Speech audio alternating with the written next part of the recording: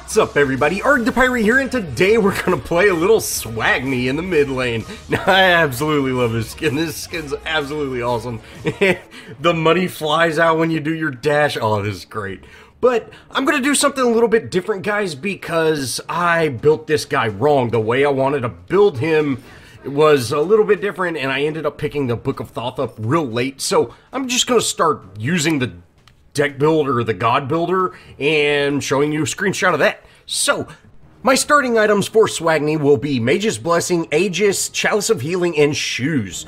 My core build is going to be Shoes of the Magi, Obsidian Shard, Book of the Dead, Spear of Desolation, Hide of the Urchin, Rod of Tatuli, whatever, and then I'm going to have Potions of Magical Might and Elixir of Power. And then on the bottom, I've got Ward, Chalice of Oracle, Sentry Ward, and lastly, a Blink Rune, just to make it quick to put it in, but if I want to pick up a different rune, I can always do that as well.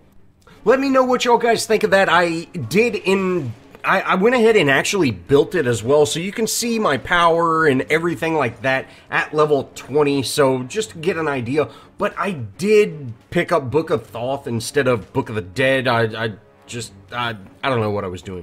I knew I needed Book of the Dead, and it was a really late Book of Thoth. Guys, if you want to get those stacking items, it's best to put them on very early. That way you know, those stacks are a lot easier to pick up, and that item will come online much, much quicker. Now, let's go over Agni's kit. First, we have Combustion. After hitting 4 basic attacks, Agni will get a buff on his next cast of Flame Wave or Rain of Fire, which is his 2 and his 4. The enemies will take burn damage, or just a tick damage every half second for 3 seconds. Number 1, we have Noxix Fumes. Now, Agni summons a cloud of fumes at a ground location, doing damage every second. Firing any of your abilities through those fumes detonates the gas, stunning all enemies in the radius. So, he's got a stun, guys, which is awesome, but you do have to kind of combine those two items.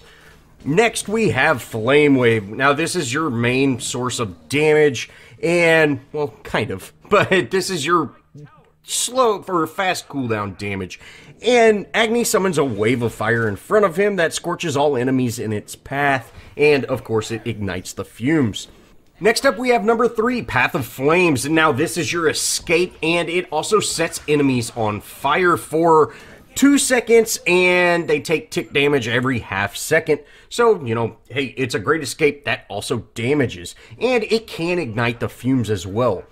Lastly, we have Rain of Fire. Every 18 seconds, Agni gains a flaming halo that can be expended to summon a giant meteor at the ground of his target location. He can summon 1 every 0.8 seconds, and it also ignites the flames. Now this, since it is a ticking passive, or you get it every 18 seconds, there's really no sense in holding on to your ultimate forever. You kind of want to use it pretty regular. You can use it to clear waves, things like that, and you don't have to shoot all of them. You can only shoot, if you want, you only have to shoot 1. So really, his ultimate is almost part of his kit in a way. You know, every 18 seconds, boom, you get one. You can see we just used it right there. And if you look just above his faceplate, you can actually see the little flame halo whenever, you know, it shows up, and that's when you do that burn damage. And then you can also see the 3 little rocks that are slowly filling up. Those are your ultimate charges. Now let's get into the gameplay. So we've had done okay, you know, we haven't done terrible. We've been leveling up very well, and you know, we're on par with the Poseidon, even though we did have a death, you know, and that's because we've been securing those side camps. But from here, I'm actually going to rotate over to our solo lane. You know, our solo lane just got pushed back a little bit. You know, Cullen is so hard to deal with, but we're gonna take care of him. We go ahead and make it rain on him and take him out, baby. This ultimate's awesome, man. You know, you can see I just blasted all 3 of them because I wanted to make sure we got them. Sure enough, we're able to secure that kill. Agni's ultimate is awesome, guys. You just have this burst damage, and it's not just a crazy amount of damage. It's, you know, a pretty solid ability, but you can spam it 3 times in a row, which makes it a lot of damage. So if someone's got some CC or something like that, just spam that baby on top of them. Oh man, you crank out the damage. But after we secured that kill, sure enough, we got to go back to mid. Poseidon is here pushing this lane, and he doesn't know what he's dealing with. we're Agni, baby. And you see we're able to get quite a bit of poke on him and, you know, hit those minions. We got another flame halo, so we're able to get that burn. We miss our 2, which the 2 has a very short range, but no problem at all. And we end up actually taking him out with that burn damage. So, you see, you know, that rush forward. Agni, he's a lot of fun. You do have to be a little bit careful with his number 2 because it is pretty short range. It's a lot shorter than, like, say, Poseidon's poke. And sometimes when those minion waves kind of split up from the archers to the melee, you might not get all of them unless you're very close to those melee minions. So really trying to get that full line of poke, you need to be a little bit closer, which is, you know, kind of out of position in my opinion. Now, guys, I promise I'm going to start working on the guides on, you know, just laning guides, things like that. I promise I'll get them out early. But one quick thing is picking up these side camps as the mid laner is absolutely huge. It can either give you a huge advantage over the enemy mid laner if they're not picking them up, but if they're picking them up and you're not, you're going to be very far behind. And, you know, getting 10, 15 minutes into the game, they might have 2 or 3 levels on you just from picking up these camps. So I highly recommend picking them up, and Agni does a great job with it. You know, you can go ahead and use those ultimates because, you know, 18 seconds is not a lot of time. We're going to go ahead and go in on this Poseidon, and sure enough, we're able to take him out. I don't know how we survived, but we ended up taking him out. We have to get out of here, though, and I'm trying to break the habit of lazy backing because towers are absolutely useless. So I'm going to go ahead and back. I probably could have stayed and worked on pushing that wave up a little bit, but it's fine. The tower can take a little bit of poke. You know, they've done quite a bit more damage than I have on the mid lane tower, but that's quite all right. You know, we've had a lot of presence from the enemy jungler, and I have not had a whole lot from my jungler, so I'm not too concerned about that. It's much better to stay alive and then, you know, risk actually dying, because minions do hurt a little bit. Now, from here, I'm actually going to head to our solo lane. Kukulin is very low. I didn't quite make it in time, but that's quite alright. I end up stealing their blue buff, which, you know, I haven't been picking up red, so, you know, is what it is. But I'm going to then head over to our solo lane, or our duo lane. Maybe we can help out over there, but nothing's really happening. Then I need to head back to my lane. Now, if you see Loki's here, I'm going to go ahead and throw down that gas cloud, and then you see we just make it rain on him. Oh, we absolutely delete Loki. You know, having that stun, that's awesome. You know, we got some burn damage on him, we got that stun, and just, he can't survive them bombs, man. So we're able to take him out, no problem at all. But you see, I'm worried about Poseidon, so I'm going to dip out.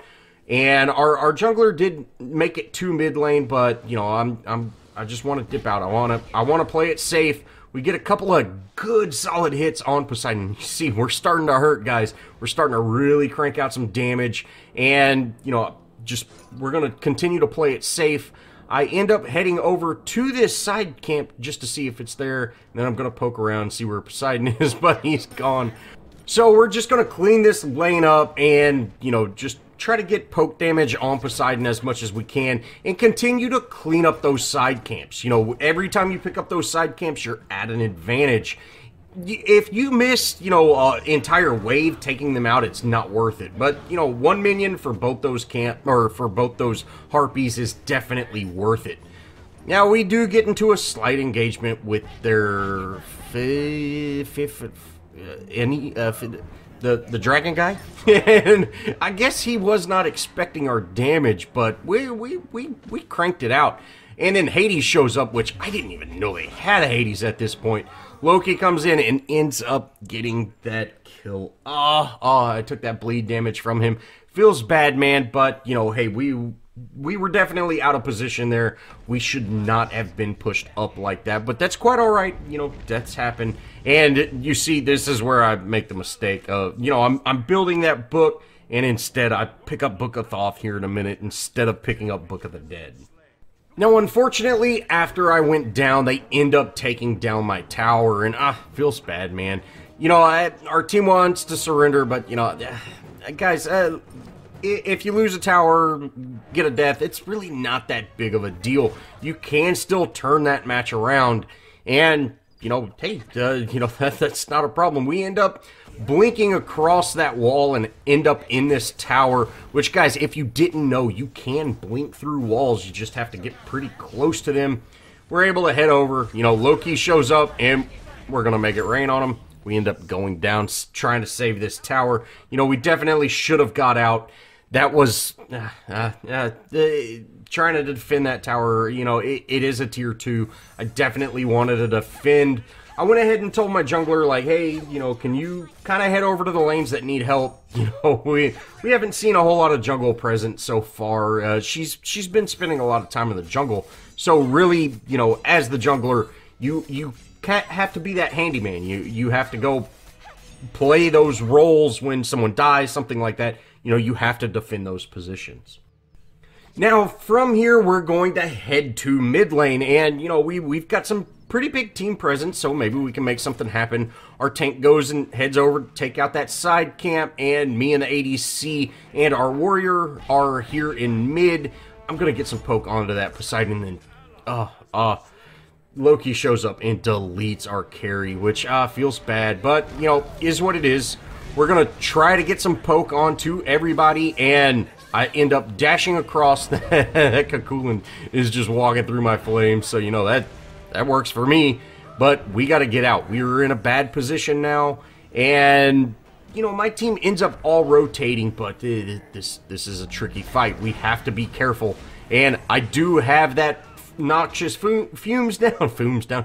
We had that down just in case we needed to dash through it. I'm not sure if it worked, but it might have. We end up taking out a couple of their enemies here, you know, finally. And, you know, that was a pretty big team fight for what we did. Their Kakulan is very, very low, so hopefully we can get up there to take him out. I use that ultimate there and miss him, and it's on cooldown now. And, if he would have showed up, it just wasn't on cooldown. Off of cooldown, we were so close to taking him out again. It feels bad, man. But what can you do? We're going to try to shove this mid lane, and, you know, hopefully we can get a Winion wave under that tower. I'm now just going to back. Instead of lazy backing, I'm going to back up out of that fight. I know Low-Key is still somewhere around. He probably went to base, so, you know, hopefully we can deal with that. Or, you know, hopefully we get out safe lazy backing. Now, here's where we throw on our book, and Book of Thoth, man. It's a great item, but you definitely need those stacks, and putting it on this late, you know, I feel it's just a little bit too late to have one of those types of items. But we do have a pretty big team collapse here, and we're able to secure that kill with this ultimate. Feels great. And then, you know, we're going to head to mid. Hopefully we can shove mid. Sure enough, that Winion wave was able to take down that T1. And, you know, that's huge. That's absolutely huge. You know, and all it took was one little wave blast. So, guys, if you're going to back, try to at least get your lane set in the right direction, and then you can back. Now, I head over to our Neath. And, you know, I saw Loki there, you know, I'm sure they dipped out. So, I was thinking, you know, maybe I should head over there and we can make something happen in case he does go in on her. But he ended up backing up, and my team collapsed on him and absolutely just erased him. So, hey, that's great. You know, taking out Loki when his ultimate is down is, or when his invis is down, is huge. They ended up surrendering, you know, unfortunately they did have a DC, but is what it is. This was a really fun match, and, you know, Agni's a pretty fun hero, so definitely check him out if you haven't done it yet. Well, that's going to wrap it up for this Agni guide. I hope y'all enjoyed, and if you did, show me some love, leave me a comment, think about subscribing, add me on Smite. I've also got a clan for us to all hang out in, and let me know how y'all like that new deck build. Well, again guys, thanks for watching, and as always, I'll see y'all in the next video.